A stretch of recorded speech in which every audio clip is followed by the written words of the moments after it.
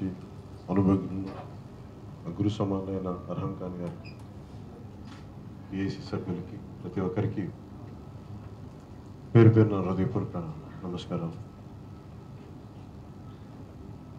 మొత్తం జిల్లా అన్ని నియోజకవర్గాల నుంచి వచ్చిన మా ఆడపడుచులకి, జన సైనికులకి, అన్నదమ్ములకి, ప్రతి ఒక్కరికి హృదయపూర్వక నమస్కారాలు. ఈరోజు అందరం చాలా బాధపడే పరిస్థితి. అంబేద్కర్ గారు కల్పించిన, రాజ్యాంగం కల్పించిన హక్కుల్ని వినియోగిస్తే ఆ వ్యక్తిని చంపేశారు వైసీపీ నాయకులు. అంటే మనకి అన్యాయం జరుగుతుంది, లేదంటే మాకు న్యాయం జరగట్లేదు, ఏదైనా చేయండి అంటే భయభ్రాంతుల్ని చేసేసి చంపేశారు, చంపించేసారు, చేసేసారు, చంపుకునేలా చేసేసారు. నేను ఎందుకు మిగతా పార్టీల్లో అనేక సంఘటనలు జరిగినప్పుడు నాయకులు రావడానికి నాయకులందరినీ పంపిస్తారు, దయచేసి ఆపేయండి. మీకు ఈ సీరియస్నెస్ లేకపోవటం వల్లే వాళ్ళకి అలసిపోతాం, వాళ్ళు చంపేయడానికి సిద్ధమయ్యారు. ఇక్కడ ఉన్న వాళ్ళందరికీ దయచేసి చెప్తా ఉన్నాను, వినేవాళ్ళకి కూడా. నేను సరదా కోసం రాజకీయాల్లోకి రాలేదు, చాలా బాధ్యతగా ఇప్పటి నుంచి పని చేస్తే భవిష్యత్ తరాలకు ఏదైనా కొంత మేలు చేయగలం. ఇక్కడ ఒళ్ళో కూర్చున్న బిడ్డల తరానికి ఏదైనా మేలు చేయాలి, దానికోసం వచ్చి 20 సంవత్సరాలు పడుతుంది, 20 సంవత్సరాలు పడుతుంది. పాలిటిక్స్ ఒకటి సరదాగా చేయకండి. చాలామంది సినిమాలకు వెళ్ళి చప్పట్లు కొట్టేసి, హీరో డైలాగులు చెప్తే చప్పట్లు కొట్టేస్తే అది వేరు, సినిమా వేరు. 2.5 గంటల జీవితం. వాస్తవం రాజకీయం. ఒక మాట అంటే సినిమాలో నిలదీస్తే చప్పట్లు పడితే ఫైట్లు ఉంటాయి, రియల్ లైఫ్లో మాట్లాడితే చంపేస్తారు. నేను తెలుసుకునే వచ్చాం రాజకీయాల్లో. అంబేద్కర్ గారు చెప్పినట్టు అంబేద్కర్ గారు కల్పించిన, మన రాజ్యాంగ నిర్మాతలు కల్పించిన హక్కుని ఉపయోగిద్దామంటే ఉపయోగిస్తే అబ్బాయిని చంపేశారు. ఎంతమంది, కొద్ది మంది. ఈ రోజును చూస్తే ఎంతమంది వచ్చినారు. ఈ రోజున దారి పొడిగితే 1000 మంది కనిపించారు. మరి మనలో లోపం ఎక్కడుంది అంటే మనలో సంఘటితం లేదు, సంఘీభావం లేదు, అందరం ఎవరి కాలం విడివిడిగా ఉన్నాం. ఇలాంటి సమయంలో నాయకులు కూడా, నేను ముఖ్యంగా ప్రకాశం జిల్లా, ఏ జిల్లా నాయకులు కానీ చెప్పేది, కొన్ని గ్రూపులు పెట్టుకోండి, వాట్సాప్ గ్రూపులు పెట్టుకోండి, ఆల్రెడీ ఉన్నాయి, వినియోగించుకొని. ఇక్కడ అన్యాయం జరుగుతుంది, మమ్మల్ని దాడులు చేస్తున్నారు. ప్రతిసారి నేను పరిగెత్తుకు రావడానికి నేను ఒక మనిషిని, నేను అది అర్థం చేసుకోండి. మీరు ఇంతమంది ఉన్నారు, ప్రతిసారి మీరు ప్రత్యేకించి ఏం పుట్టాం. ఇందాక కూడా కింద సభలో చెప్పాను, నాలాంటి వాడు ఇక్కడ గోపాల్ నగరంలోనూ, ఇక్కడ క్లౌపేటలో పెరిగిన ఒకడు, నేను ఎంత ధైర్యంగా బయటకు వచ్చి ఒక పార్టీ పెట్టగలిగినప్పుడు మీరెందుకు రాలేరు, మీరెందుకు మాట్లాడలేరంటే నాకు మీకు ఏముంది తేడా? నేను అనుకున్నాను, మీరు అనుకోవట్లేదు, అంతే. మీలో శక్తి ఉందని మీరు అనుకోవాలి, అంతే. చాలా శక్తి ఉందని నేను అనుకున్నాను, అంతే కాదు. నేనే పెద్ద కుటుంబాల నుంచి పుట్టలేదే. మా నాన్న ముఖ్యమంత్రి ఏం కాదే, జగన్ రెడ్డి గారి నాన్నగారు లాగా. మా నాన్న ఇదే ఊళ్ళో ఆ పక్కన మనకి గోపాల మనకి మా నాన్న హెడ్ కానిస్టేబుల్ చేసిన, నాకు ఆ డ్రెస్ వేసుకుని నాకు ఇంకా గుర్తుంది. నాకు పెట్టి ఆఫీసర్ అయిన ప్రమోషన్ వస్తుంది, దానికి కూడా గుర్తుంది నాకు. అలాంటి కుటుంబాల నుంచి వచ్చాం మేము. అందుకని అంటే మనకు కావాల్సింది ఏంటంటే, మనం భయపడకండి. మీరు ఈ ఎమ్మెల్యేలు, ప్రజాప్రతినిధులు చాలా డబ్బున్న వాళ్ళు, మనందరం కలిస్తేనే కదా, మనం కదా ఇచ్చింది బలం వాళ్ళకి.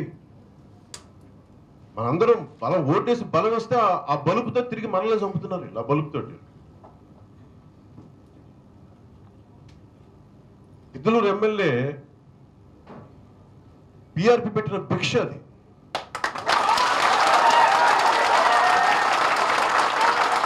ఈరోజు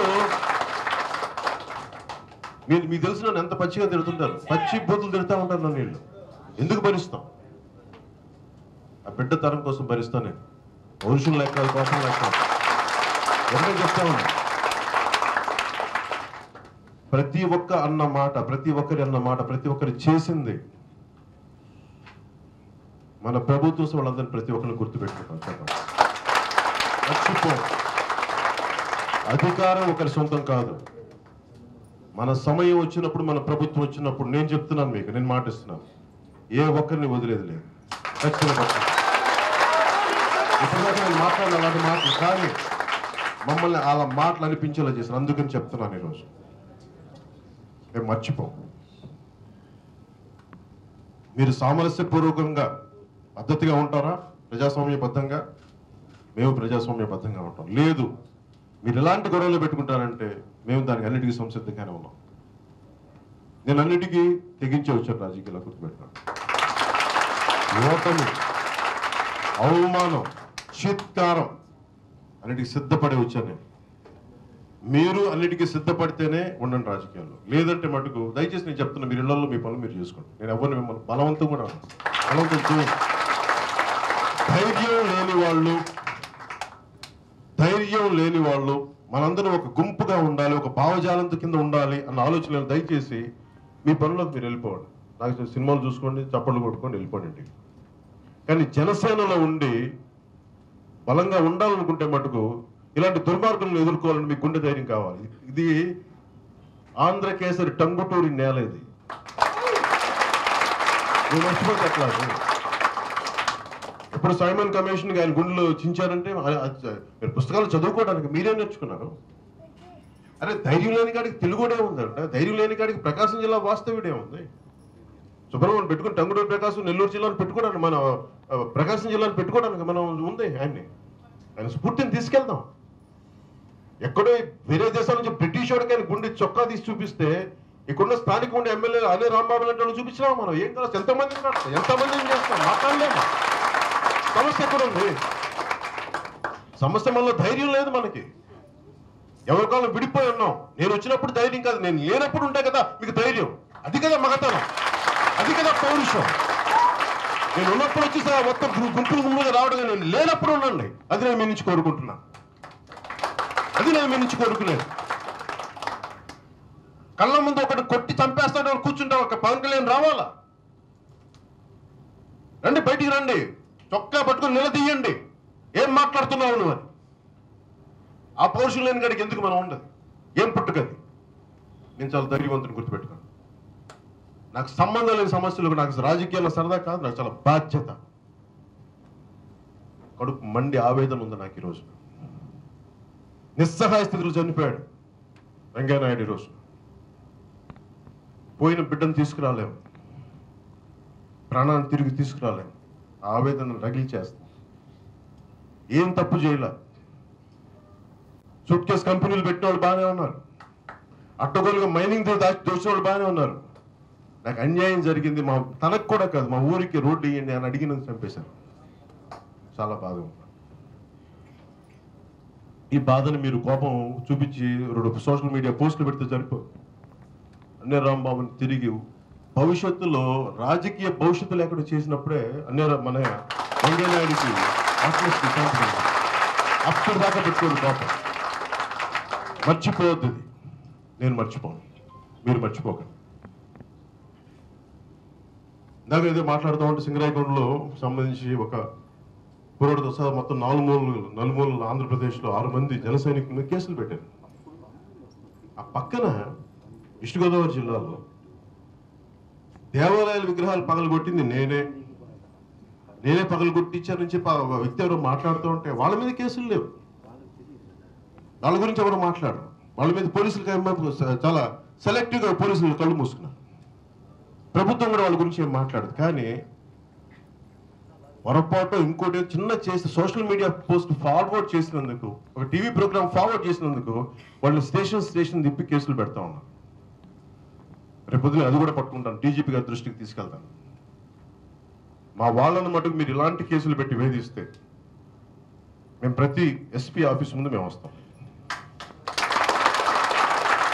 ఎందుకంటే మేము ఇంత అన్యాయం మేము తట్టుకోవడానికి మేము సిద్ధంగా లేము. మేము మా జన సైనికులు మా బిడ్డల మీద చెయ్యి వేస్తే, మా ఆడపడుచుల మీద చెయ్యి వేస్తే మేము ఊరుకునే వ్యక్తులు కాదు.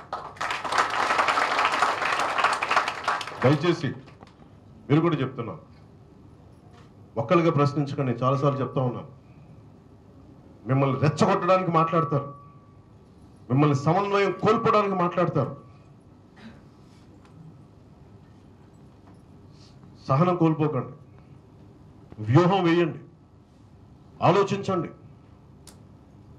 వాళ్ళు మనకంటే కర్ణుడిలాగా కవచకుండలతో పుట్టలేదు. వాళ్ళు ఎవరు వైసీపీ ఎమ్మెల్యేలు ఎవరు? చాలా మామూలు మనుషులు, చాలా మామూలు మనుషులు,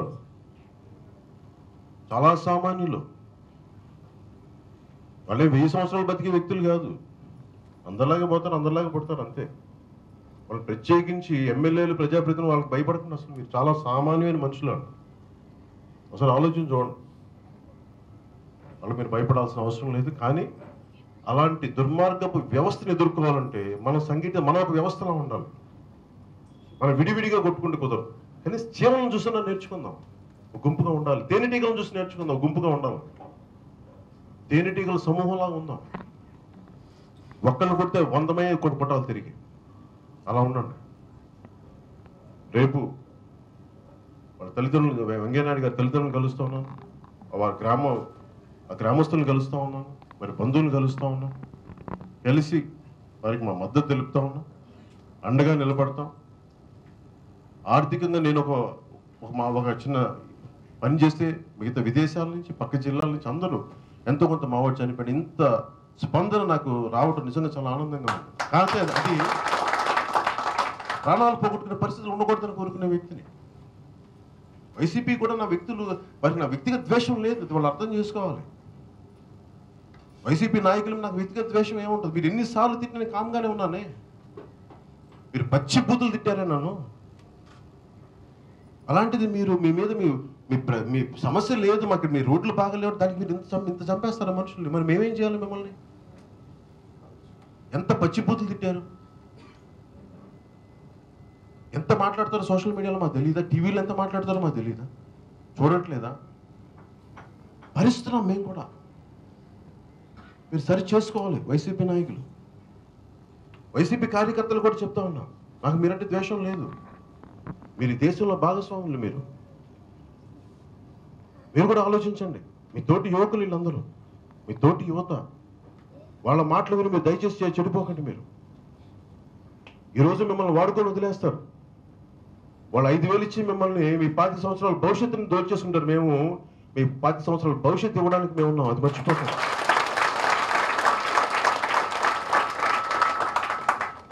మీరు ఎవరికీ భయపడద్దు, మేము అండగా ఉంటాం. రేపు పొద్దున మనందరం ఒక సంఘీభావం తెలుపుతాం. ఎందుకు ఒంగోలులో పెట్టాం, గిద్దలూరులో పెట్టుండొచ్చు, కానీ ఒంగోలులో పెట్టాలి. జిల్లా అంతా తెలియాలి ఎంతమంది కడుపు మండి, ఎంతమందికి ఆవేదన. ఎందుకంటే ప్రశ్నించేవాడి గొంతు నొక్కేస్తే ఎన్ని వేల గొంతుకులు, ఎన్ని లక్ష గొంతుకులు బయటకు వస్తుంది తెలియాలి. 1 లక్ష గొంతులు ఒక్క వెంకయ్య నాయుడు గొంతు నొక్కితే 1,00,000 వెంకయ్య నాయుడు బయటకు వస్తాయని చెప్తాం. ఎన్ని గొంతులు నొక్కుతారు చూద్దాం ఒకసారి. అందరూ రేపు ఎంతమంది రాగలుగుతారు వచ్చి రోడ్ల మీద నిలబడాలి చెప్పండి. ఇంతమంది మీరు ఇంతమంది కోపం ఉంది మాకు గుర్తుపెట్టుకోండి. మా బలం ఇంత. ఒక్కడి గొంతు నొక్కితే మేము 1,00,000 గొంతులే బయటకు వస్తాం. అది చెప్తాం రేపు. ఎప్పుడు నేను బాధ్యత మర్చిపోయిన, ఎప్పుడు చాలా బాధ్యతగా ఉంటా. ప్రజాస్వామ్యం పట్ల నాకు అపారమైన గౌరవం.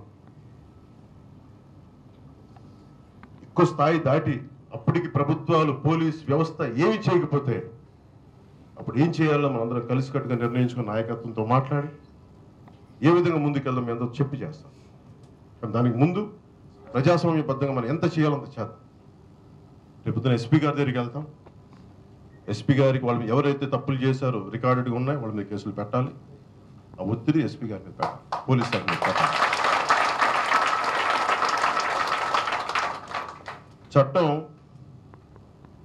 బలహీనులకి చాలా 10 సార్లు చెప్తా ఉంటాను. చట్టం బలహీనులకి చాలా బలంగా పనిచేస్తుంది, బలంగా ఉన్న వారికి కూడా చాలా బలహీనంగా పనిచేస్తుంది. అందుకని ఆ చట్టం అందరికీ సమానంగా పనిచేయే వ్యవస్థ కోసం జనసేన కోరుకుంటాం. వాటి వ్యవస్థ కోసం పోరాటం చేస్తాం. తెలియజేస్తాం ఇంత చక్కటి అవకాశాన్ని ఇచ్చి, ఎందుకంటే ఇది మనం ఆనందంగా గడిపే సమయంగా చాలా ఆవేదనతో ఉండే సమయం, కానీ చాలా బాధ్యతగా ఉందాం. రేపు పొద్దున మీ అందరూ సంఘీభావం ప్రకటించే మనస్ఫూర్తిగా కోరుకుంటూ నాకు ఈ అవకాశానికి ప్రత్యేక ధన్యవాదాలు.